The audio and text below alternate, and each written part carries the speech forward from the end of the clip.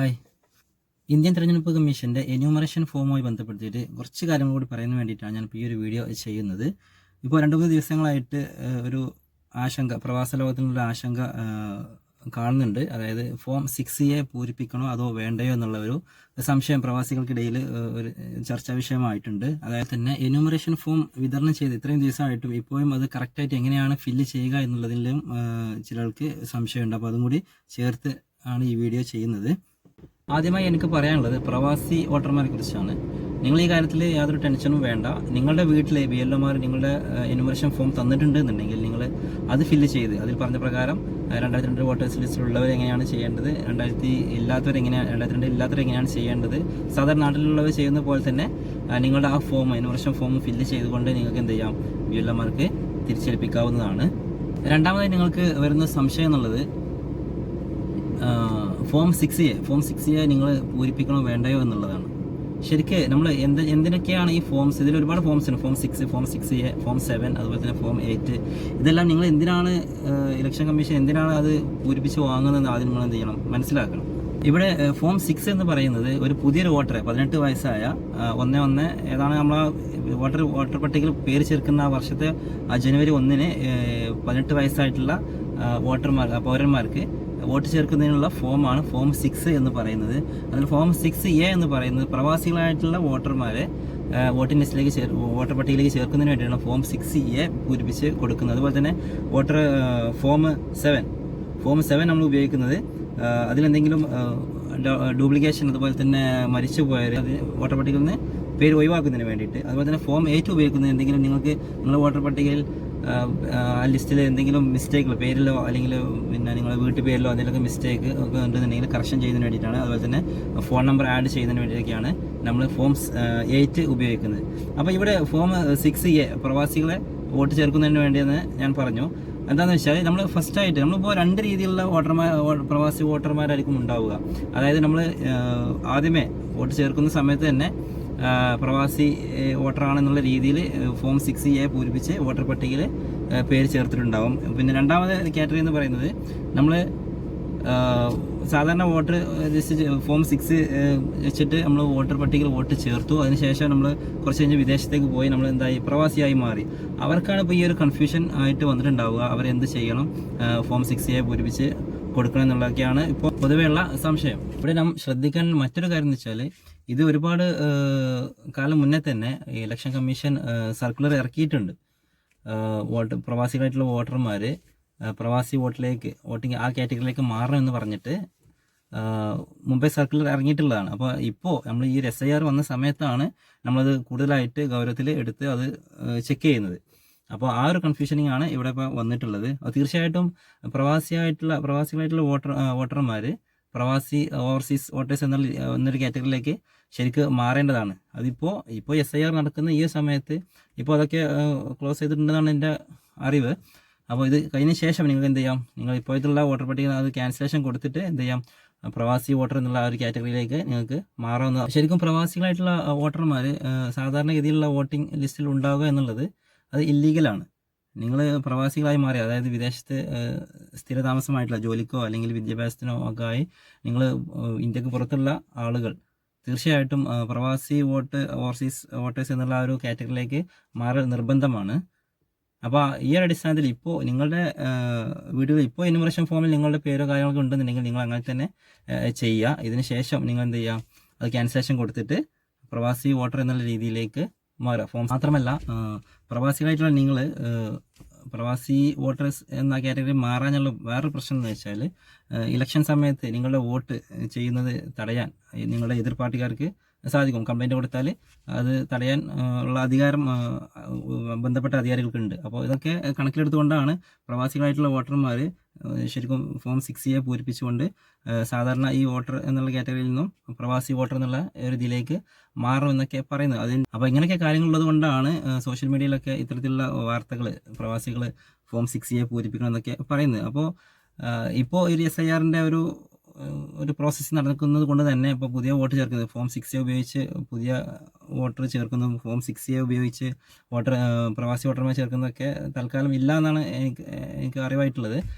അപ്പോൾ ഇനി തുടങ്ങുന്ന സമയത്ത് ഇപ്പോൾ ഇതിന് ഈ ഒരു SIR പ്രോസസ്സ് കഴിഞ്ഞതിന് ശേഷം വീണ്ടും സാധാരണ പോലെ തന്നെ വോട്ടർ പട്ടികയിൽ വോട്ടർ ചേർക്കുന്ന ഒരു സമയം വരും. അപ്പോൾ ആ സമയത്ത് നിങ്ങൾ എന്ത് ചെയ്യുക, നിങ്ങളുടെ സാധാരണ വോട്ടിംഗ് കാർഡ് അത് ക്യാൻസൽ ചെയ്തുകൊണ്ട് എന്ത് ചെയ്യാം, നിങ്ങൾക്ക് ഫോം 6A പൂരിപ്പിച്ച് എന്ത് ചെയ്യാം, പ്രവാസി വോട്ടർ എന്നുള്ള നിലയിലേക്ക് നിങ്ങൾക്ക് ചേഞ്ച് ചെയ്യാവുന്നതാണ്. ചെയ്യണമെന്നുള്ളതാണ് ശരിക്ക് സർക്കുലർ മുന്നേ വന്നിട്ടുള്ളതാണ്. അത് നിർബന്ധമാണ്. നിങ്ങൾ രണ്ടിലും പ്രവാസിയായിട്ട് ആളുകൾ സാധാരണ രീതിയിലുള്ള വോട്ടർ പട്ടികയിൽ തുടരുക എന്നുള്ളത് ശരിക്കും ഇല്ലീഗലാണ്.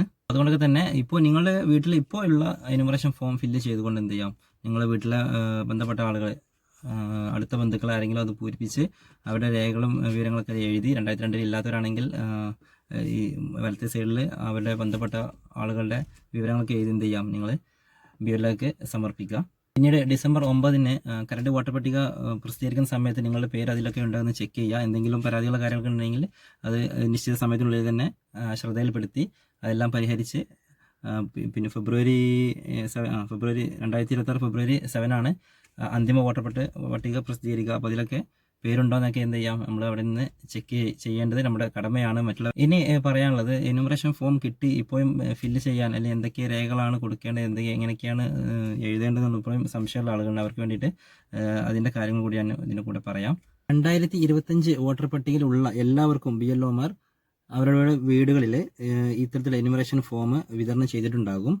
അതിൽ നിങ്ങൾ ശ്രദ്ധിക്കേണ്ട ഒരു കാര്യം, നിങ്ങൾ 2002 ഉണ്ടോ ഇല്ലയോ എന്നുള്ള കാര്യമാണ് നിങ്ങൾ ആദ്യം ശ്രദ്ധിക്കേണ്ടത്. നിങ്ങൾ 2002 വോട്ടർ പട്ടികയിൽ നിങ്ങൾ ഉണ്ടെന്നുണ്ടെങ്കിൽ വളരെ സുഖമായിട്ട് തന്നെ നിങ്ങൾക്കിത് ഫില്ല് ചെയ്യാവുന്നതാണ്. ഇവിടെ നോക്കൂ, ഈ ഇന്ത്യൻ തിരഞ്ഞെടുപ്പ് കമ്മീഷന്റെ ഈ എന്യൂമറേഷൻ ഫോറത്തിൽ ഫസ്റ്റ് ഇവിടെ കാണിക്കുന്നത് നിങ്ങളുടെ പേര്, അതുപോലെ നിങ്ങളുടെ ഡീറ്റെയിൽസ്, ഇതൊക്കെ അത് ഓൾറെഡി ഇതിൽ ഉണ്ടാകും. നിങ്ങൾ പൂരിപ്പിക്കേണ്ട ആവശ്യമില്ല. നിങ്ങൾക്ക് വേണമെങ്കിൽ ഫോട്ടോ മാത്രം മാറ്റി കൊടുക്കാവുന്നതാണ്.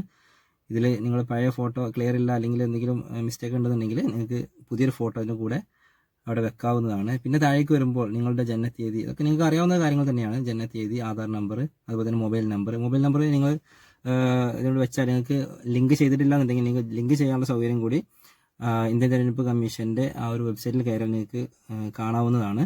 പിതാവിൻ്റെ അല്ലെങ്കിൽ രക്ഷിതാവിൻ്റെ പേര്, രക്ഷിതാവിൻ്റെ എപ്പിക് നമ്പർ, അതായത് വോട്ടർ ID നമ്പർ, മുകളിലുള്ള നമ്പർ, അതുപോലെ തന്നെ മാതാവിൻ്റെ പേര്, മാതാവിൻ്റെ എപ്പിക് നമ്പർ, പിന്നെ ഭാര്യ അല്ലെങ്കിൽ ഭർത്താവിൻ്റെ പേരും അതുപോലെ അവരുടെ ID കാർഡ് നമ്പറും, ഇത്രയും കാര്യങ്ങളാണ് മുകളിൽ 2025 പട്ടികയിലുള്ള ഈ വോട്ടറുടെ വിവരങ്ങൾ ഇവിടെ ഈ ഫസ്റ്റ് മുകളിലുള്ള കോളത്തിൽ ചേർക്കേണ്ടത്.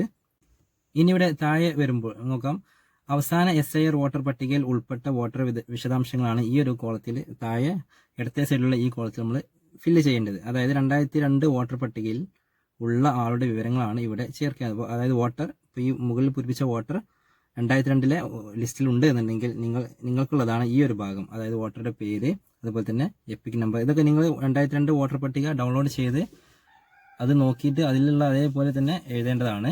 വോട്ടറുടെ പേര്, എപ്പിക് നമ്പർ, അതുപോലെ തന്നെ ബന്ധുവിൻ്റെ പേര് അതിലുണ്ടാവും, റിലേഷൻ കൊടുത്തിട്ടുണ്ടാവും.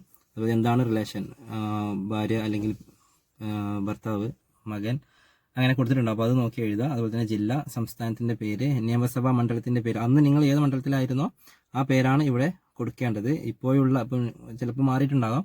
അപ്പോൾ അന്ന് 2002 ഏത് മണ്ഡലത്തിലാണ് നിങ്ങളുള്ളത് അത് നോക്കിയിട്ട് എല്ലാ വിവരങ്ങളും ആ പട്ടികയിൽ ഉണ്ടാകും. 2002 വോട്ടർ പട്ടികയിൽ ഉണ്ടായതിൻ്റെ കൂടെ ലിങ്ക് വെക്കാം. നിങ്ങളത് കയറിയിട്ട് അതിൽ ഡൗൺലോഡ് ചെയ്ത് നോക്കിയാൽ മതി. നിങ്ങൾ ഏത് ബൂത്തിലാണോ നോക്കിയിട്ട് അത് ഡൗൺലോഡ് ചെയ്തിട്ട് അതിൽ നോക്കിയാൽ മതി. അതിൽ നിങ്ങളുടെ പേരും ഇനീഷ്യലും ഒക്കെ ഉണ്ടാകും, വിവരങ്ങളൊക്കെ ഉണ്ടാകും.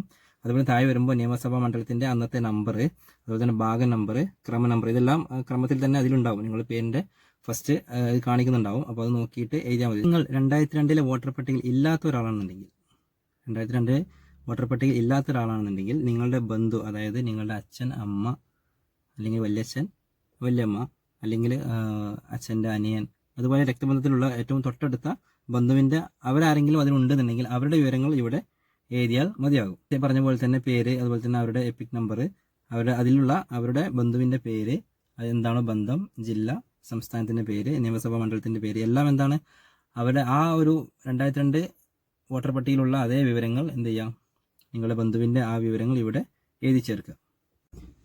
ഇനി ഇവിടെ താഴെ നോക്കുകയാണെന്നുണ്ടെങ്കിൽ വോട്ടറുടെ അല്ലെങ്കിൽ ബന്ധുവിൻ്റെ ഒപ്പ്, ഇപ്പോൾ നിങ്ങൾ തന്നെയാണ് പൂരിപ്പിച്ച് കൊടുക്കുന്നുണ്ടെങ്കിൽ, വോട്ടർ തന്നെയാണ് പൂരിപ്പിച്ച് കൊടുക്കുന്നുണ്ടെങ്കിൽ നിങ്ങളുടെ ഒപ്പ് അവിടെ ഇട്ട് കൊടുക്കുക. അല്ലെങ്കിൽ നിങ്ങളുടെ പേരിൽ നിങ്ങൾ ഇവിടെ പുറത്തുള്ള ആളാണ്, നിങ്ങളുടെ വീട്ടിലില്ല, ഈ ഫോം നിങ്ങളുടെ കയ്യിലല്ല, നിങ്ങൾ വീട്ടുകാരാണ് പൂരിപ്പിക്കുന്നുണ്ടെങ്കിൽ നിങ്ങളുടെ വീട്ടിലെ മുതിർന്ന ആൾ ഇവിടെ ഒപ്പിട്ടാൽ മതിയാകും. അതുപോലെ തന്നെ നിങ്ങളുടെ ഈ രേഖകളെല്ലാം വെച്ച് പരിശോധിച്ച് BLO അതിൻ്റെ താഴെ ഒപ്പിട്ട് ഈ ഒരു ഫോം കൊണ്ടുപോകുന്നതായിരിക്കും. ഇവിടെ നമ്മൾ ശ്രദ്ധിക്കേണ്ടത്, നിങ്ങളുടെ ഈ വിവരങ്ങൾ ഇപ്പോൾ BLO പൂരിപ്പിച്ച് കൊണ്ടുപോകും. ഇത് ERO നോക്കുമ്പോൾ എന്തെങ്കിലും ഡാറ്റാബേസുമായി എന്തെങ്കിലും പൊരുത്തക്കേടുകളോ അല്ലെങ്കിൽ എന്തെങ്കിലും പ്രശ്നങ്ങളോ ഉണ്ടെന്നുണ്ടെങ്കിൽ ഇത്തരത്തിലുള്ള വോട്ടർമാർക്ക് ERO നോട്ടീസ് നൽകും. ഈ നോട്ടീസ് ലഭിച്ചു കഴിഞ്ഞാൽ നിങ്ങൾ എന്ത് ചെയ്യണം? നിങ്ങൾ ഈ പറയുന്ന കാര്യങ്ങൾ ശ്രദ്ധിക്കേണ്ടതുണ്ട്. ഈ ഒരു തെളിവുമായിട്ട് നിങ്ങൾ EROയെ കാണേണ്ടി വരും. നിങ്ങൾ 1/7/1987 മുമ്പ് ഇന്ത്യയിൽ ജനിച്ചവരാണെന്നുണ്ടെങ്കിൽ നിങ്ങൾ 12 രേഖകൾ ഏതെങ്കിലും ഒരു രേഖ EROക്ക് മുന്നേ നിങ്ങൾ സമർപ്പിക്കേണ്ടി വരും. അതുപോലെ തന്നെ 1/7/1987 അതുപോലെ തന്നെ 2/12/2004 ഇടയിൽ ഇന്ത്യയിൽ ജനിച്ചവരാണെന്നുണ്ടെങ്കിൽ നിങ്ങൾ ജനനത്തീയതിയും ജനനസ്ഥലവും വ്യക്തമാക്കുന്ന ഒരു രേഖയും അതുപോലെ തന്നെ നിങ്ങൾ പിതാവിൻ്റെയോ അല്ലെങ്കിൽ മാതാവിൻ്റെയോ ജനനത്തീയതിയും ജനനസ്ഥലവും വ്യക്തമാക്കുന്ന ഒരു രേഖ കൂടി, ഈ 2 രേഖകൾ നിങ്ങൾ എന്ത് ചെയ്യേണ്ടി വരും? ഹാജരാക്കേണ്ടി വരും.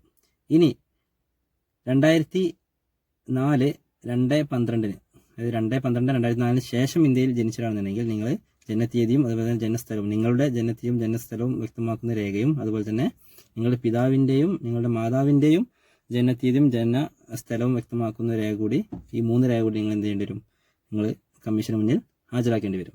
അതുപോലെ തന്നെ നിങ്ങൾ ശ്രദ്ധിക്കുന്ന മറ്റൊരു കാര്യം, നിങ്ങൾ ഇന്ത്യക്ക് പുറത്താണ് ജനിച്ചതെന്നുണ്ടെങ്കിൽ നിങ്ങൾ ഇന്ത്യൻ മിഷൻ നൽകിയ വിദേശത്തുള്ള, നിങ്ങൾ ഏത് രാജ്യത്താണോ ജനിച്ചത് ആ രാജ്യത്ത് ഉള്ള ഇന്ത്യൻ മിഷൻ നൽകിയ ജനന സർട്ടിഫിക്കറ്റ് കൂടി ഇതിന് കൂടെ അറ്റാച്ച് ചെയ്യേണ്ടി വരും. അതുപോലെ തന്നെ രജിസ്ട്രേഷൻ അല്ലെങ്കിൽ നാച്ചുറലൈസേഷൻ വഴി ഇന്ത്യൻ പൗരത്വം നേടിയിട്ടുണ്ടെങ്കിൽ പൗരത്വ രജിസ്ട്രേഷൻ സർട്ടിഫിക്കറ്റ് കൂടി എന്ത് ചെയ്യണം? നിങ്ങൾ അറ്റാച്ച് ചെയ്യണം. ഇനി നമുക്കിവിടെ നോക്കേണ്ടത്, ഹിയറിങ്ങിന് വിളിക്കുമ്പോൾ നമ്മൾ ഏതൊക്കെ രേഖകളാണ് ഹാജരാക്കേണ്ടതെന്നാണ്. കേന്ദ്ര സംസ്ഥാന പൊതുമേഖലാ സ്ഥാപനങ്ങളിലെ സ്ഥിരം ജീവനക്കാരന് അല്ലെങ്കിൽ പെൻഷൻകാരന് നൽകുന്ന ഏതെങ്കിലും തിരിച്ചറിയൽ കാർഡ്. അതുപോലെ തന്നെ 1/7/1987 മുമ്പ് ഇന്ത്യയിൽ സർക്കാർ, തദ്ദേശീയ അധികാരികൾ, ബാങ്കുകൾ, പോസ്റ്റ് ഓഫീസ്, LIC, പൊതുമേഖലാ സ്ഥാപനങ്ങൾ എന്നിവ നൽകിയ ഏതെങ്കിലും തിരിച്ചറിയൽ കാർഡ്, സർട്ടിഫിക്കറ്റ്, ഏതെങ്കിലും രേഖ നിങ്ങൾക്ക് ഹാജരാക്കാവുന്നതാണ്. അതുപോലെ തന്നെ യോഗ്യതയുള്ള അധികാരി നൽകുന്ന ജനന സർട്ടിഫിക്കറ്റ്, പാസ്പോർട്ട്, അംഗീകൃത ബോർഡുകൾ, സർവകലാശാല നൽകുന്ന മെട്രിക്കുലേഷൻ വിദ്യാഭ്യാസ സർട്ടിഫിക്കറ്റ്, യോഗ്യതയുള്ള സംസ്ഥാന അധികാരി നൽകുന്ന സ്ഥിര താമസ സർട്ടിഫിക്കറ്റ്, വനാവകാശ സർട്ടിഫിക്കറ്റ്, OBC, SC, ST അല്ലെങ്കിൽ യോഗ്യതയുള്ള അധികാരി നൽകുന്ന ഏതെങ്കിലും ജാതി സർട്ടിഫിക്കറ്റ്, ദേശീയ പൗരത്വ രജിസ്റ്റർ, അതുപോലെ തന്നെ സംസ്ഥാന തദ്ദേശീയാധികാരികൾ തയ്യാറാക്കുന്ന കുടുംബ രജിസ്റ്റർ, അതുപോലെ തന്നെ സർക്കാർ നൽകുന്ന ഏതെങ്കിലും ഭൂമി വീട് അലോട്ട്മെന്റ് സർട്ടിഫിക്കറ്റ്, അതുപോലെ തന്നെ ആധാറും നിങ്ങൾക്ക് സമർപ്പിക്കാം. ആധാറിന് ചില റെസ്ട്രിക്ഷൻസ് ഒക്കെ ഉണ്ട്, എന്നാലും അതും ചെയ്യാവുന്നതാണ്. അപ്പോൾ ഇത്തരത്തിലുള്ള ഒരു 12 രേഖകൾ നിങ്ങൾ എന്ത് ചെയ്യേണ്ടി വരും? ഇലക്ഷൻ കമ്മീഷന് മുന്നാകെ നിങ്ങൾ ഹിയറിംഗിന് വിളിക്കുന്ന സമയത്ത് നിങ്ങൾ ഹാജരാക്കേണ്ടി വരും. ഏതെങ്കിലും ഒരു രേഖ എന്നാണ് പറഞ്ഞിട്ടുള്ളത്. അപ്പോൾ അത് നോക്കിയിട്ട് ഏതെങ്കിലും ഒരു രേഖ നിങ്ങൾ എന്ത് ചെയ്യേണ്ടി വരും? ഹാജരാക്കേണ്ടി വരും. അങ്ങനെ ഈ വെരിഫിക്കേഷൻ എല്ലാം കഴിഞ്ഞ് ഡിസംബർ 9 കരട് വോട്ടർ പട്ടിക പുറത്തിറങ്ങും. അപ്പോൾ നിങ്ങൾ ശ്രദ്ധിക്കേണ്ടത്, ആ വോട്ടർ പട്ടികയിൽ നിങ്ങളുടെ പേരുണ്ടോ അല്ലെങ്കിൽ എന്തെങ്കിലും തെറ്റുകളോ അല്ലെങ്കിൽ എന്തെങ്കിലും മാറ്റങ്ങൾ വരുത്താനൊക്കെ ഉണ്ടെന്നുണ്ടെങ്കിൽ നിങ്ങൾ എന്ത് ചെയ്യണം? അത് അറിയിക്കേണ്ട തീയതി എന്ന് പറയുന്നത് ഡിസംബർ 9 മുതൽ ജനുവരി 8 തീയതി വരെയാണ്. 2026 ജനുവരി 8 വരെയാണ്. നിങ്ങൾക്ക് അതിൽ എന്തെങ്കിലും കറക്ഷൻസ് എന്തെങ്കിലും വരുത്തുന്നുണ്ടെങ്കിൽ EROക്ക് മുൻപാകെ നിങ്ങൾ എന്ത് ചെയ്യണം? അപേക്ഷ സമർപ്പിക്കേണ്ടതാണ്. ഡിസംബർ 9 മുതൽ ജനുവരി 31 വരെയുള്ള സമയങ്ങളിൽ നിങ്ങളെ വീണ്ടും ഹിയറിങ്ങിന് ഇലക്ഷൻ കമ്മീഷൻ വിളിക്കുകയും നിങ്ങൾക്ക് നിങ്ങളുടെ കാര്യങ്ങൾ ക്ലിയർ ചെയ്ത് പോവുകയും ചെയ്യാം. നിങ്ങളുടെ പ്രശ്നങ്ങൾ പരിഹരിച്ചതിന് ശേഷം ഇലക്ഷൻ കമ്മീഷൻ ഫെബ്രുവരി 7 അന്തിമ വോട്ടർ പട്ടിക പുറത്തുവിടും. അതിലായിരിക്കും, അതാണ് അവസാന വോട്ടർ പട്ടിക എന്ന് പറയുന്നത്. എല്ലാ വിവരങ്ങളും ഉൾക്കൊള്ളിച്ചുകൊണ്ട് തെറ്റുകളെല്ലാം മാറ്റങ്ങൾ വരുത്തി ഫെബ്രുവരി 7 നമ്മുടെ അന്തിമ വോട്ടർ പട്ടിക പ്രസിദ്ധീകരിക്കും. അപ്പോൾ അതിൽ പേരുണ്ടോ ഇല്ലയോ എന്നൊക്കെ നമ്മൾ എന്ത് ചെയ്യണം? ചെക്ക് ചെയ്യണം. കാരണം നിങ്ങൾ ആ സമയത്ത് കൊടുത്ത സമയത്ത് എന്തെങ്കിലും പ്രശ്നമുള്ള കാര്യങ്ങളൊക്കെ ഉണ്ടെങ്കിൽ ചിലപ്പോൾ താഴെപ്പെട്ടുണ്ടാകാം. എടുക്കേണ്ടത് എടുക്കാനും ഒഴിവാക്കേണ്ടത് ഒഴിവാക്കാനും ഇലക്ഷൻ കമ്മീഷന് അധികാരമുണ്ട്. നിങ്ങളുടെ നൽകുന്ന വിവരത്തിനനുസരിച്ചായിരിക്കും നിങ്ങൾ വോട്ടർ പട്ടികയിൽ ആഡാവുന്നതും അതുപോലെ തന്നെ ഒഴിവാകുന്നതൊക്കെ. അപ്പോൾ ശരിയായിട്ടുള്ള രേഖ എന്ത് ചെയ്യുക? ഇലക്ഷൻ കമ്മീഷൻ മുൻപാകെ സമർപ്പിക്കുക.